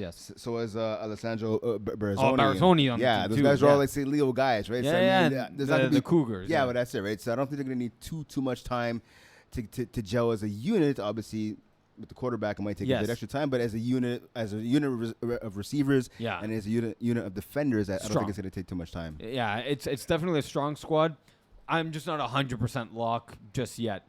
So moving on, there's of course not every team will make the playoffs. We got 5 teams listed in red here. So out of all these teams currently out of the playoffs, how many, again with 100% certainty, Brent, are destined to stay there by season's end? Ooh, that's a good question. I'm gonna say the Ravens. Okay. I'm going to say that because, again, they're moving up from a lower division. I mean, they had a tough one against the Vultures. Obviously, they lost the Air Force One as well. Yeah. How did we not make any bird jokes when we had Ravens versus Vultures? Or did last week? No, you didn't. But what kind of bird jokes would you have made? I don't know. Like like you're some eagle thing? I don't know. No, I mean like which team's going to be eating crow? Oh, yeah. Okay, Sure, that's not bad. That's fair. We're not all like peas at coming up with things on the spot, but you're a close second, Eagle. Yeah. I mean, that's without me trying. Yeah, if I had actually sat down and thought about it. Right. Yeah. So okay, so you got all right. You got Ravens one. Happens. Anyone else? I think Lowe's, I'm going to call them penetrators. Yeah. Those penetrators, I mean, they have Rocco Cristiano. He's a talented quarterback, great arm, great legs. The rest of the rosters, I'm not sold on those guys. They're young. They're it. from a Division 6 team. Yeah. Division 6/E. That yes, you're putting Rocco Cristiano at the quarterback position, but they're making too quick of a jump, I think. So the jump should have been like to Division D instead of C. Maybe put someone else at quarterback. Rocco probably doesn't fit the cap. But I think you're right. I think los penetradores. You got to give a little Spanish flair. I had to do it. Iggy Magnets, no one probably thinks with like a nickname like that with a Spanish and Mexican background. But yes, Los Penetradores. They're probably a team that I'm going to have to say with like a lock to not make the playoffs. Can you use it in a sentence? It's because it's the plural. Yes. If it was singular, it would be easier. You can still use that in a sentence. Los penetradores te van a penetrar. Wow, really? Yeah. That's as best you could come up with. The penetrators will penetrate. Yeah. Well, That's give me horrible. one in English. With the might of 1,000 men, the penetrators will dominate their opposition. Yeah, bam, there you go. Okay. There you go. It's got to be Boring. epic. It's boring. It's got to be screamed by like sure. a guy before he kicks you down a well or something, you know? Sure. So for me, look, the other Rossi, Jason Rossi. Is it Jordan? It's Jordan. The other one is Jordan. With the ESU Timberwolves. They got rocked. by Paulo Della Rocca. No. Congrats. Six TDs. Acceptable, but a little disappointing. Yeah. Okay. So their team. I'm surprised. This is a team that a couple of years ago they're 7-3, that 8-2. They've dropped now to become one of those 3-7, 2-8 teams, kind of going 360. I don't like where this team is headed, and with Chris Brockwell, he had a bit of a nasty injury. I don't know if you guys know the story. Got bit by a dog. I don't know. I forget if it was his dog or was it a timber wolf? That would be poetic justice. Maybe, but like a chunk of his finger came off. Oh wow, that's like that yeah, bad, eh? yeah. Like we're not talking like a dog bite. We're talking like a dog bite. Again, I didn't see it for myself. Right, I haven't seen obviously when it happened, and I haven't seen the aftermath of it. But I heard like a piece of his finger came off, and he's back playing already, snapping. So. Look, with a depleted, a short-handed, I don't know how you want to say it, but doesn't have all his digits. I think the ESU Timberwolves are a lock to miss out on the playoffs. Might have had to Ronnie Lott that finger there. Yeah. Good guy, tough dude, obviously, Chris. Yeah, I haven't seen him in a while, actually. I mean, you look at their team, right? I mean, they got Jeff Brown. I mean, main man Jeff Brown. Jay with a J, Jeff with a J. I mean, the OG Jeff Brown. Right. Okay. He's older than me, so I'll call him the OG Jeff Brown. Yeah, I really fucked that up. The G and O somewhere in there. Kevin Lubin. They got some veterans on this team, but I just don't think they have the firepower. Look, 2 games, 35 points so far. I mean, that's not really that great, right? I mean, they're playing some good defenses, but still. You mentioned Chris Brockwell as the snapper for ESU Timberwolves. Yeah. I have to take the opportunity to call out another snapper, Jean-Sébastien Roussy. Oh, yeah. 4 targets, 3 receptions. Paulo De La Rocca going 14 for 15 because of the drop. Shame. Yeah. You shame yourself. You are the Pittsburgh Pirates with 2 outs and 2 strikes, hitting a single to deep center field and ruining a no-hitter. You are the reason why people want to see shutouts that don't actually happen in the 3rd period at 1959. How dare you ruin a perfect game? Yeah, he ruined. Shame. He ruined. Pease. I'm sure that would have been his only one and ever 158.3 quarterback rating, and he 100% blames Jean for it. I mean, all jokes aside, Yeah. 14 completions, 6 touchdowns. Do Wow. you have a defense, guys? Yeah, like- I understand Pease has a good playbook and he can But he doesn't manipulate have a good it. arm. But come on. I mean, yeah, that's bad. So when I saw that, obviously prepping for this podcast, and I saw that, I'm like, Peace has, not counting the playoffs, 272 INTs. This is a guy who joined the 30-30 club. He almost pulled the Jameis Winston back in the spring 2017 season.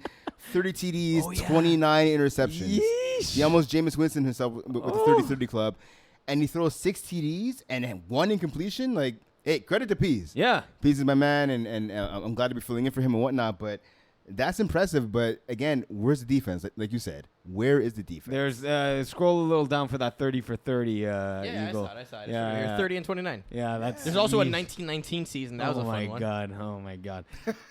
So I was actually gonna give a. Oh, quick, there's some bad ones too. Look at this: 19 and 23, 18, 22. That's what I was like. I was impressed by the fact that he threw 0 INTs in that game. You know. More so than the 6 TDs. Has he played 1 game? Yeah. Okay. So he's at 1. Okay. All right. So he's at a streak of 1 with no interceptions. I was gonna give it a quick shout out to Pease for the great game. My second shout out to Manu Alaroy yesterday night. What a game this guy. He had 4 touchdowns, 8 receptions on 8 targets, 75 yards, 4 sacks as well. This guy was putting up monster numbers, going for an early 2-way player of the year candidate. Just a little quick shout out to Manu Alaroy.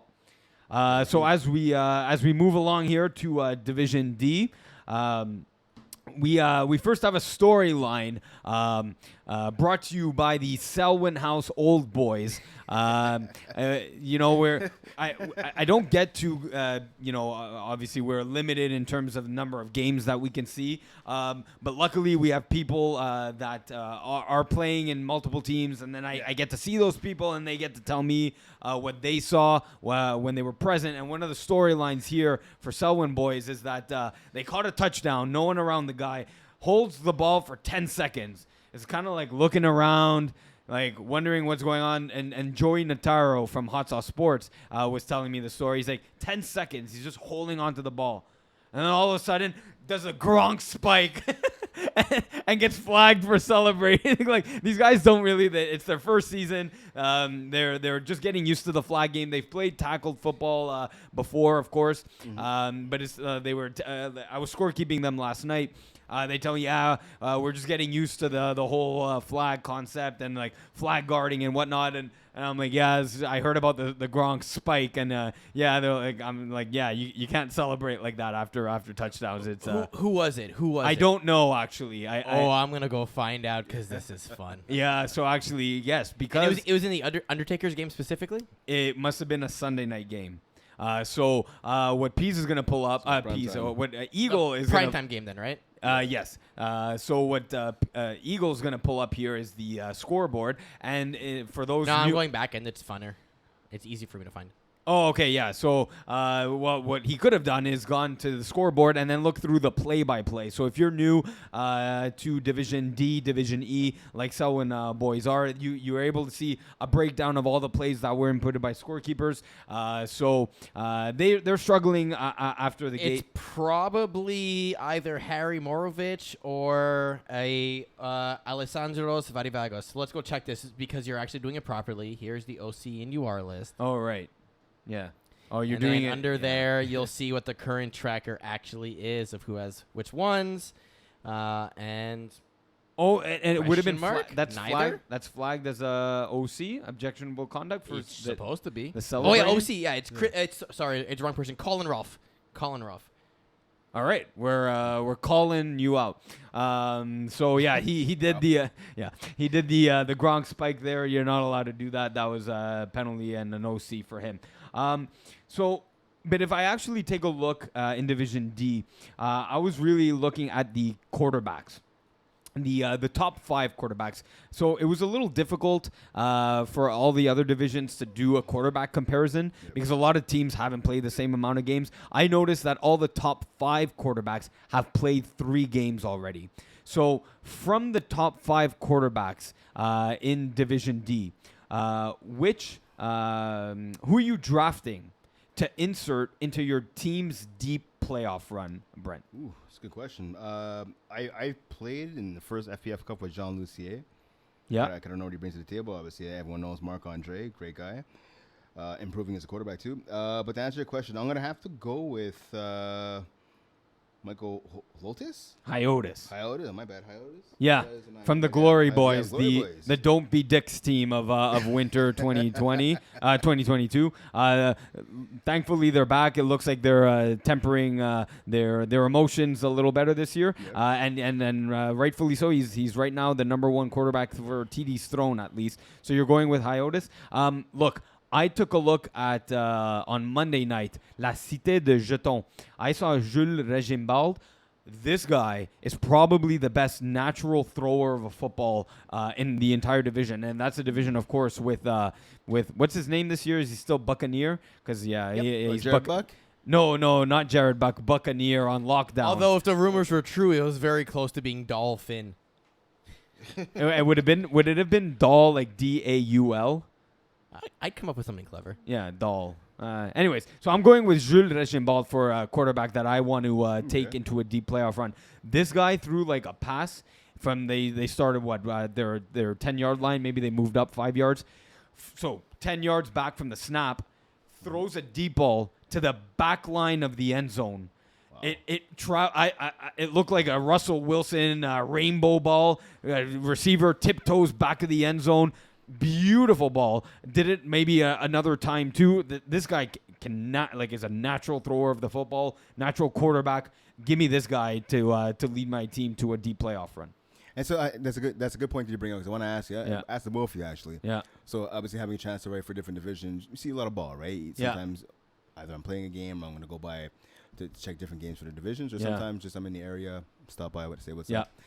And I love when I see really good quarterback mechanics. Yeah. I've played 15 years of tackle, and obviously now I want to say 8 to 9 years of flag. And when you see the quarterback obviously not throwing out the back foot, when you see them setting their feet, having a chance to throw, squaring up to the throw, just releasing the ball and having that beautiful tight spiral. For me, like, I think that's amazing to see. It is. And it's really nice, especially in these lower divisions. You don't see a lot of quarterbacks going through their progressions. He's definitely one of those type of quarterbacks. You can see right away, 1, 2, 3, bang, hits him and hitting a receiver in stride. And he has the athletes. These guys clearly have played. They're for real. They are legit. They're 2-0-1 on the season, and the one tie was against that Tim Tebow.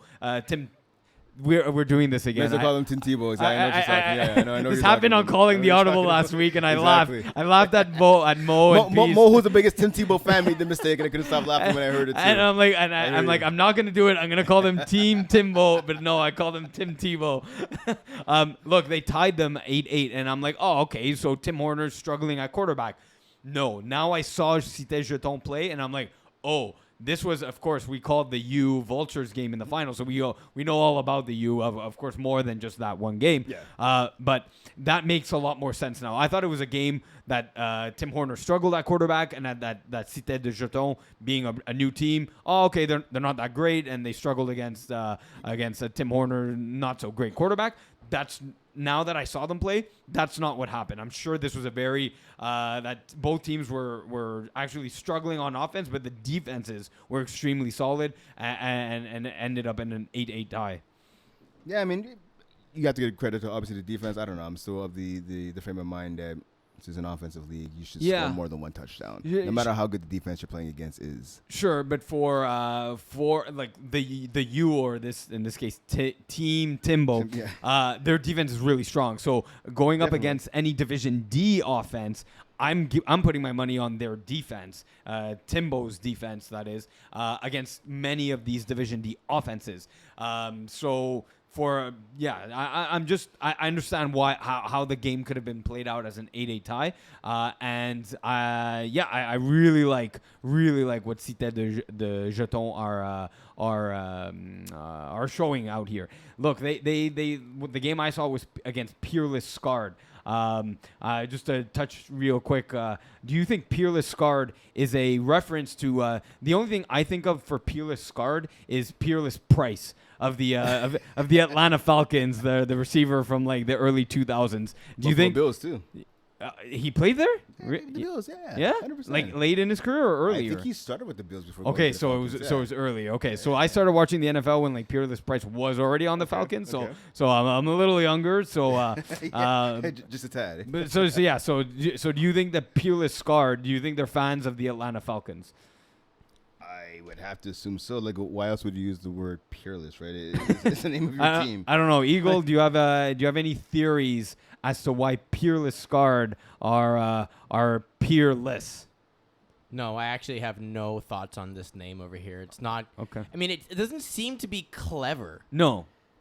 Scarred, I don't know. Unless there's a reference I'm not getting. Yeah, did you Urban Dictionary it? Maybe you can do that as well. I'll do that off screen. Let's put it that way. Yeah, sure. Yeah, so not do it. I know the code for that now. All right, so we are moving on to our last division of the night. We got Division E. And once again, like Division D, the quarterback story here caught my eye once again. Look, Division E is usually a division where you see a lot of... It's a reference from Red Rising. Which is... Yeah, I just found it too. I just found it. Which, give more context to people like me, Red Rising feels like it's like a... It's a fantasy novel / game. Okay. More novel, I think, where they have characters and everything. And there's comics and science fiction. Okay. So, my question then is, who's your biggest fantasy character out of that team? I like Cassius. He looks chill. Oh, okay. All right. Cassius it is. Oh, you're showing it on screen. Yeah, my bad. I've never heard of that in my life. I'm sorry. Yeah, have he's no idea gold. what we're talking about. He's golden. It's like he got a golden shower. So I'm going with Cassius too. Wow. It's never a Really, good eh? Yeah. That's All the right. first thing that came to mind. Yes. Yes. Not Golden Palace or No. Throne No. or Angelic. No. No.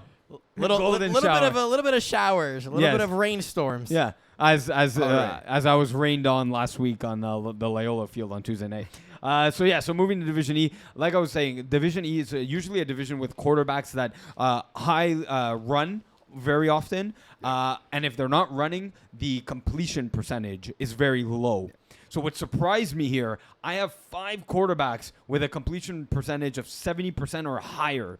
That's the highest I remember seeing in a while. So what can be said about these newer quarterbacks, Brent, completing such a high number percentage of their passes? Like, what do you think they're doing differently? Of course, some of these quarterbacks, it's not their first time throwing. So I don't know. What can you attribute to this high percentage completion percentage here? I mean, I think you can tell us. I mean, you're one of those quarterbacks, right? I am. No, thanks for bringing that up. But yeah, I tried to not do it. But yes, I am one of those quarterbacks, sure. Way to write a segment for yourself. No, it's about the others. I want to talk about what Okay, the so- quarterback offenses are doing. Okay, so we're looking at guys like Justin Goodman, Nick Richard, Mederic Lauzon. I think it's a combination of a couple of things. I think that FPF is growing, so we're getting more players who are currently playing in college and playing university who come down and want to play in the off season to stay in shape and just keep up with the game. I think also it's just with that we get better players, right? We're on social media, right? We have a YouTube channel. People are tuning in. Tuning in live or tuning in even when there's no games being played, when there's a typical off season in FPF. People are tuning in and seeing what's what. They're going out, they're training. I remember my first couple years playing. I'll make this quick. My first couple years playing, I came straight from playing at Concordia to playing here at FPF. And I remember saying to myself, like, it's a fun league. I had a couple of friends. Like, Mo's one of them was like, yeah, you should come out and play here. Yeah.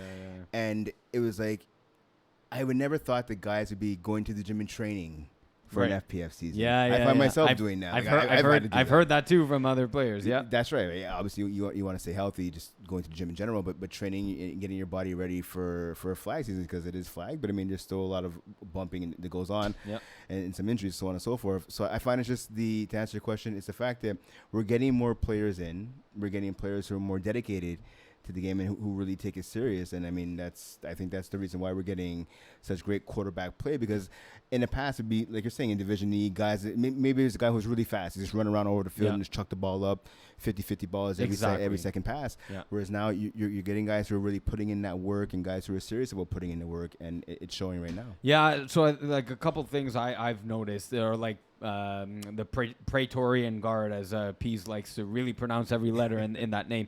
Mederic Lauzon. He's a very methodical quarterback, likes driving the field.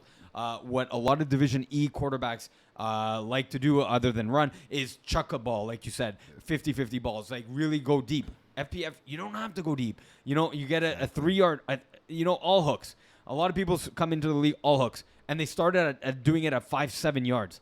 No, do it at 2-3 yards. If someone, it's a 4-down league, really. Punting minimal times. There's only a certain number of times you should punt. Gain the 2-3 yards. It will give you a first down. And by one guy missing a flag, you can turn a 2-3 yard hook into 5-7 yards. Exactly. So I think a lot of these quarterbacks are now understanding that it's a short game and letting your receivers do the work more than necessarily the quarterback's arms. I think other reasons like that for like Nick Richard, for example, with Vic in a box, he's actually a real mobile quarterback. A real quarterback? Really? Yeah, I know. I know. What if everybody else under the call bus? it the fakes. Let's go. I'm trying to piece together the right Everybody words. else that isn't him is garbage, is what he's saying. It's horrible. That he's a very mobile quarterback. Yes. But the thing is, he's surrounded himself with a team that has sticky hands. So a lot of his completions now, look, 50-50 balls, they're like 70-30 balls, but that still won't get your completion percentage to 71%. So him too, he's a guy that's probably now checking down the ball more often than chucking it up downfield. So I like to see the progression on someone like him, someone like Matthew Zeppeltini or Zeppeltelli, sorry. He's a guy that would never be in the 70% completion range. He was more of the run every second down and complete 50% of your passes type of quarterback. So I like in his one game completing 74% of the passes. I like his progression as well. So there's a couple factors like you said, but overall I love that the quarterback play is improving. You know what? So I'll bring a name. It was talked about last week on the podcast. Phil Cutler. Yeah. I remember, again, he's been in the league, I think, just as long as I have, maybe a little bit longer. And I remember when he first couple years, he's one of those quarterbacks. He had a good arm, but he would run around. Every second player, every third play, he would run, try to pick up the first down, or he does now. Yeah. He's a great quarterback from the pocket.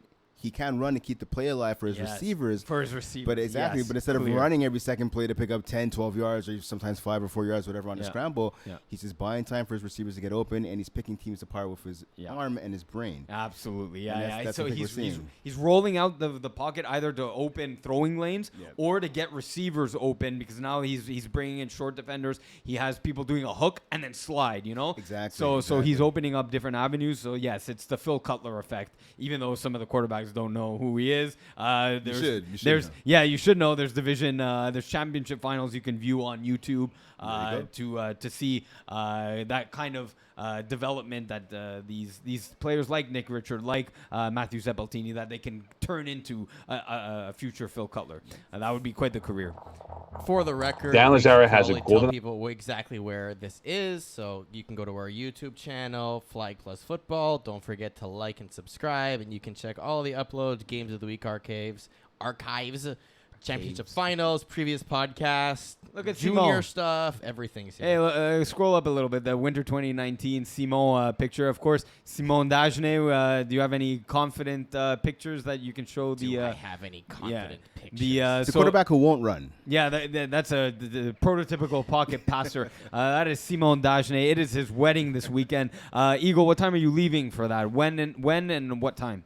Thursday p.m. right now is our goal to jet. We got to wait for the significant others to finish their shifts, and then we'll be on our way to Malbay, Quebec. And what does Friday have in store for you Friday, guys? I have foursome in the morning, not the fun kind, golf. Golf, yeah, I was going golf. Any casino hitting up is what I heard. Maybe Most likely, but we will see.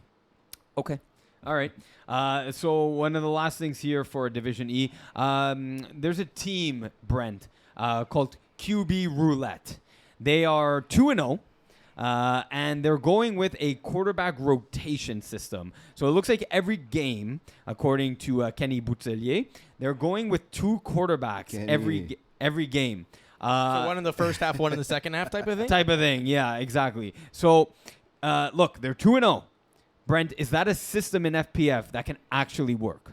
Okay, so let me tell you, Kenny's my boy, Zach as well. I got an invite to play on this team by Kenny. He actually asked me if I wanted to throw, which I was like, hey, why not? You would have been 1 of 5, yeah. Exactly.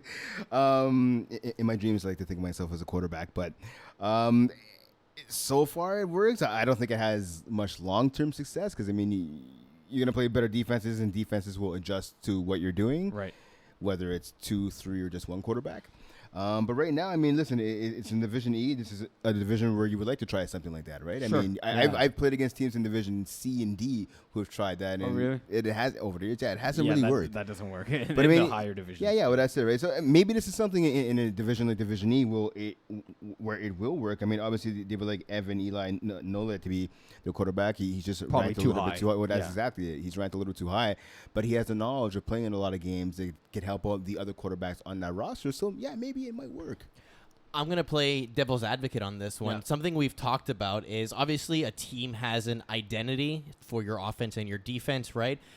Most of the time on offense, that's defined either by your quarterback or by a star receiver. Right. So in this case, the quarterbacks would probably have different styles, right? More like check down, more, Deep layers, balls, more one-on-ones, Running. the whole thing, depending on how you want to play your game. Yeah. We talk about when you start getting to a point where teams start to know each other, that you actually want to have different playbooks for different points in the game, because once the defense starts to adapt to your style, you want to bring out a different style. So if you think about it, if you're playing the first half, playing style number 1, and they get to halftime, and everyone goes, okay, guys, we're going to make these adjustments. And then another quarterback comes out, and they play an entirely different style. Yeah. You have You're to behind. learn it and adjust for it On in the the middle of the fly. second half On the the fly. fly. Yeah. So that's the only reason why I can see this actually being kind of interesting. The only problem I would imagine is that it's not going to have as much chemistry between quarterbacks and receivers, because you're just not getting the reps. But it could potentially be a thing. I'm worried about the chemistry on something like that. I think there was a team in the winter and also in Division 6 that did this, and it didn't really work out. In the end, they started leaning towards one more guy, and maybe that's what they do. Maybe the first 3 or 4 or half of the season is the testing trial period, and then games 6 through 10 are the ones where they've nailed it down to one, maybe 2 guys. Then I see it maybe being a successful strategy. I think the one way it would be successful for these guys, I mean, you ignore that 2-0 record, is the fact that guys like Kenny and Evan, there's Fuck on the team as well, Zach, a lot of those guys have a lot of FPF experience. Yep. So that, I think that's going to be the one key that if it is successful, they're saving grace, exactly. for sure. All right, Eagle, it is now time for... Wait. We're not done What's with that this wheel? segment yet. I heard a wheel in my Yeah, I ears. heard it What too, the hell is that? Oh, this is where production value comes in. Yeah. All right. And we so talked we've about been this, talking about the concept of a QB roulette. Uh-huh. So what I'm doing, and if you can buy me maybe 30 seconds of time, we're going to have an actual QB roulette to select who the quarterbacks are going to be for their next game. Yeah, and you mentioned they have 2 quarterbacks, so we're going to spin it twice. So one's going to get the first half, and one's going to get the second half. I love that. I love it. You guys like this? Yeah. That's real good here as Eagle producer on the fly. We heard this little like. I'm like, make sure it works what is he? Is he gambling like as we're doing the show here? Like, all right, here we go. We got Kenny Boutillier, we got Zach Alberts, Gil. We got Sebastien Lamy, and we have Vincent. It's upside down, bros. Barcelona. So here we go with our first half quarterback for QB roulette is. I gotta unmute this. That guy from Rogers? First half goes. Yeah, stop. Can it stop? Hey, Kenny. Thank you, Kenny. You are week 3's first half starter. There's a nice clapping there. Let's close that and choose our second. Can you remove him now, or is he? Oh no, he could be. I could remove him, but he could do both. Yeah, halves. he could do both. Maybe they get their game straight and they pick one. Yeah, right? exactly. All right. So as we spin the wheel a second time, our the QB roulette second half quarterback will be. It'll be Vincent Barcelona. So they're true to their name. This is your week 3 starting quarterbacks. So if you're the team playing against QB roulette, you now have a leg up even on them because they don't know about it. Eagle, it's now time. It's not necessarily like gospel. They can do what they want. It's just no. That's They our recommendation. Yeah, sure, it's a recommendation, but it's also a rule now. We're implementing it. Yeah. Also, if you don't have those quarterbacks, we're never going to talk about your team ever again. Yeah. So you better do it. You basically don't have a choice. It's now time for games of the week. All right, Eagle. Where are we starting here? We're going to start in the same order we did this show in. So we're going to start with the women's division. If I can get this going. There we go. And let me get it on the screen for you. So we're going to go into week 3 for the women's division. We have Red Nation versus Strangers. Brent, you want to go first? I'm going to say again, this is going to be crucial for the Strangers. I'm going to pick the Strangers in this game. Okay, I'm going Red Nation. Okay. All right, and our other game is going to be Les Petits Miettes versus Villa. Also good. I like that one. It's going to be good, man. Obviously, Villa undefeated, but the Petits Miettes, again, putting up 57 points in week 1. I'm going to go with them. Yeah? They need to rebound. Petits Miettes. I'm going Villa with that strong defense. Yeah, give me Villa. All right, we're going to go co-ed 1 into week 3. Fast, not furious, les petits fuck. Wow. I'm gonna say Fast Not Furious. Yeah, give me Fast and Not Furious in this one. All right, and then in a doubleheader for les petits fuck, they face off against Kiss My Outlaws. Kiss My Outlaws. Yeah, I'm going I'm Kiss going My Kiss My Outlaws too. Yeah. They rebound after a loss this week. Yeah. All right, next, Easy Fun versus the Justice League. Ooh. I'm gonna say Justice League in the upset. Yeah, it's an upset, but I'm going Easy Fun. So give me the favorite. And then Easy Fun technically has a pseudo doubleheader. It's the next day, Monday versus Fit Squad. Oof. I'm gonna say Easy Fun. Yeah, Easy Fun going 2-0 in week 3. All right, we got Co-ed 2, Sneaky Snakes versus Iced Out. Ooh, wow. Give me Sneaky Snakes. Yeah. In that one. Double sneak. All right, 3 Hunas, Blue Wave. 300s. Yeah, 300s. 100%. They're strong. All right, Les Princesses, Sneaky Snakes. Technically a doubleheader for Sneaky Snakes with an hour in between. Ooh. I'm gonna say Sneaky Snakes. I'm gonna go 2-0 on the weekend. No. Give me Les Princesses. Make Arsenault's a real athlete out there. All right, Iced Out, Kiss My End Zone. Iced Out playing back-to-back days. You know, why not? Iced Out. I'm gonna say Ooh, Iced Out in the upset. You're Why going not? Iced Yeah, Out. why not? Oh, I Why can't not? pick it because I play on Kiss My End Zone. So All right, and then Kiss My End Zone on a doubleheader versus Gorillas. Yeah. Kiss My End Zone. I think you guys got that, yeah. all right, double header for me. All right. And then immediately after that, Gorillas in a doubleheader versus Sneaky Snakes in a triple game. 2 games on Sunday, 1 game on Monday. Oh damn. It's gonna be a bit of a marathon there. Whoever made this schedule. It's the Monday Saint Michel Yeah, I know, replacement I know. game. Yeah. Yeah, Sneaky Snakes. Yeah, give me Sneaky Snakes to go 2-1. Okay, we're going to go Division A, the Apocalypse All-Stars. Ooh, I like this one. All Stars in a close one. Yeah, give me All Stars as well. And then All-Stars playing the next day, Party Crashers. Party Crashers. Yeah, Party Crashers, man. give me the offense, give me the points, give me Party Crashers. This is a proof of game for the Party Crashers. If they can knock off the All Stars after beating the Braves, Yep. you gotta like your chances. Yep. All right, KGP, Mo Cons, Mo Problems. I'm gonna say KGP. Oh man. KGP, I think on paper is actually the better team, and they're the deeper team too. I'd have to No, say. give me Mo Con, Mo Problems. All right, and in a doubleheader, Mo Con, Mo Problems take on Braves. Brave. This is it. Braves, can they go? This is it. I know. Yeah, this is it, man. They have to win this game. They're gonna make the playoffs, whatever. They have to win this game, though. I think to prove they played Dan Lazare a number of times. Yeah. They have his number. I'm gonna pick the Braves. Yeah.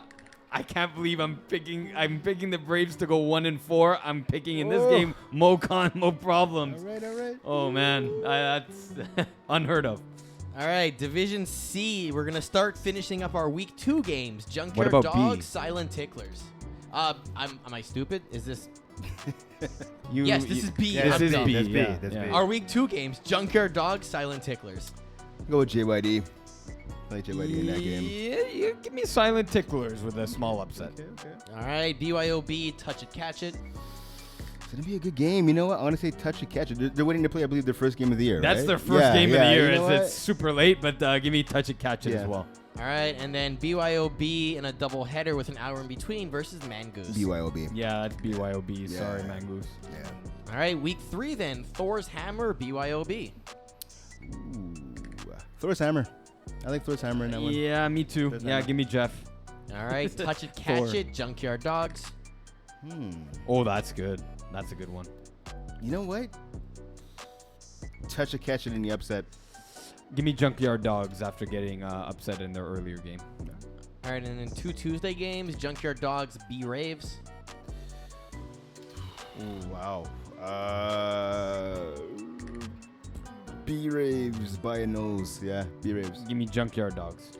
And Touch It, Catch It, Mangoose. I'm going Touch It, Catch It here. You know what? For a little bit of a difference, Mangoose. Okay. Why not? They got to win one. That's my field. I'm watching that game. Yeah. All right, we'll cover the other Thursday games Yeah. next week. Let's go Division C. Finish up Week 2. Ravens one step closer. One step closer. No, give me Ravens. Yeah? Big bodies. Yeah, bigger bodies. Okay. All right, Beer Belly Brigade, the Commission. Okay, I can't touch that game. I can't touch that, man. I wanted to ask you about how you felt about Beer Belly. a good team. Good Give me team. Beer Belly in a close game. Okay, all right, Close all right. game, though. Close game. I pick against you, you pick against me. All right, Exactly. fair enough. All right, Les Montagnards, ESU Timberwolves. I'm going Montagnard here. You know what? Yeah, me too. Okay. Me too, yeah. The Stoics, Tough Lungs. I like Chris Rivet, man. You know what? The Stoics. Yeah, The Stoics in that one. they beat Air Force One this past week. Give me Stoics. All right, One Step Closer, Top Season. Top season. Tough Not season, yeah. top season. Yeah. Top season, yeah. All right, we start week 3, Tough Lungs, Ravens. Oof. No, I like Ravens in this one. I want to say tough lungs. Okay. I want to say tough lungs. Okay. The Commission, ESU Timberwolves. No comment? Yeah, you can't pick it. I'll go Commission here for this one. And then ESU Timberwolves, Vultures. Oof, Vultures. Vultures. Yeah. And Air Force One, the Commission. Oh, that's good. It's going to be a good one. It's going to be a good one. Give me Air Force One, though. And again, in a Alright. nail biter, last minute touchdown. All right, the Infantry, the Stoics. It depends. I mean, if they have Jalen or not. You know what? Stoics. I'll go Infantry. All right, Tough Lungs, Top Season. Top season. Yeah, tough season, yeah. All right, Blitzed Buds, EZW. Easy W. Ooh, you know what? I want to say the upset. Blitz Buds. Los Penetradores que Penetran versus Top Season. Top season. Top season. And then we get into our Thursday game, so we're not going to talk about those Yeah. ones. Let's go into Division D. Finishing week 2, V-Town, Kiss My Vulture. Ooh, should be a good one. Kiss My Vultures. I can't pick it. I play on Kiss My Yeah. Vulture. All right, Roll with you. Mad Dogs, Trap Stars. Give me Trap Stars. Yeah. Yeah, okay, yeah. Trap Stars, yeah. Fave the Turf Trolls, Primetime. Give me Save the Turf Dolls on this one. Give me prime time. Mighty 6, 4th and Schlong.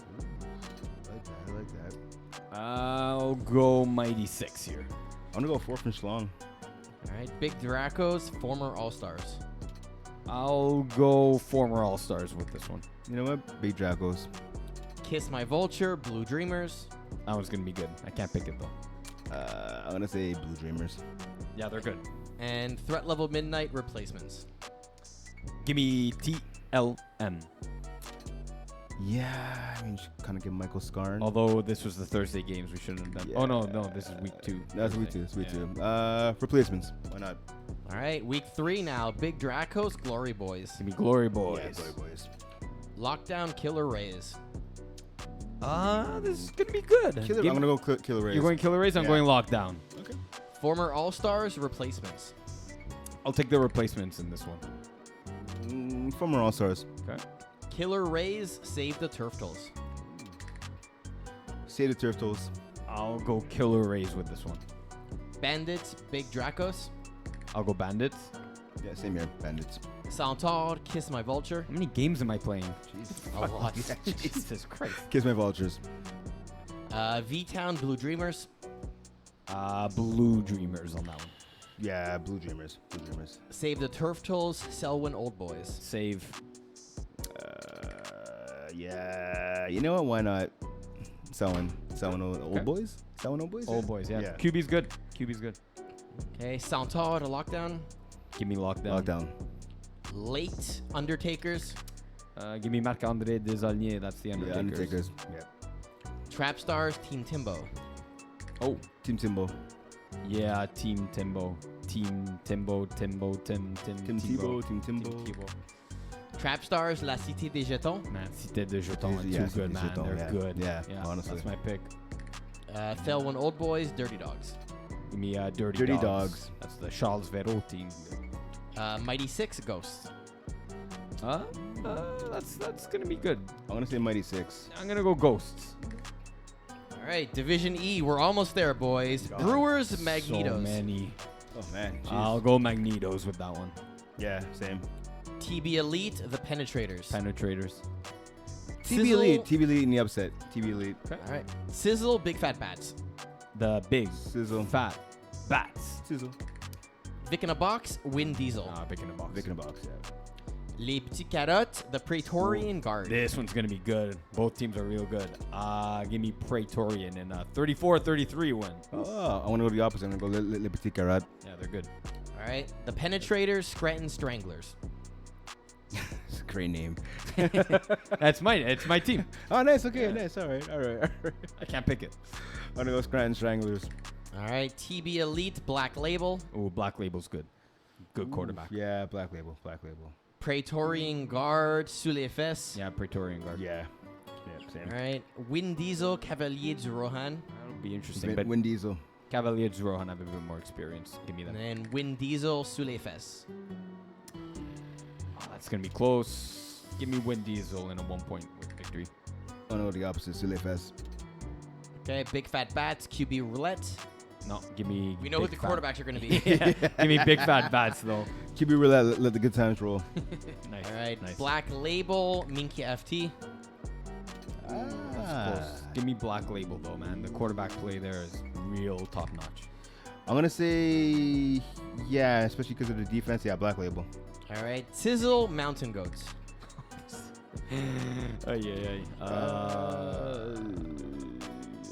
Mountain Goats. Yeah, Mountain Goats in a close one. And we're done, guys. What's your game of the week across all the divisions? Which is the one that really stood out for you? There was, I think it was Praetorian Guard versus Petit Carat. That one. Thursday, 10 o'clock at Brossard is the one you want to turn out for. Yeah, tomorrow. It is tomorrow. Yeah. That is tomorrow. My God, time flies. All right. All right, guys. That does it. That does it for week 2, episode 2 of Calling the Audible. I am not Pease Delarize. I am Iggy Magnets. Signing off here with Brent Bodkin. Signing off with Eagle at Master Control. You have a little soundbite for us? Anything? Do you know how to do the wrap up? No. Well, you have to say magic words, please. No. Oh, for you? You said so. Magic words, please. From all of us here at the Weekly Extra Point Live, Brent.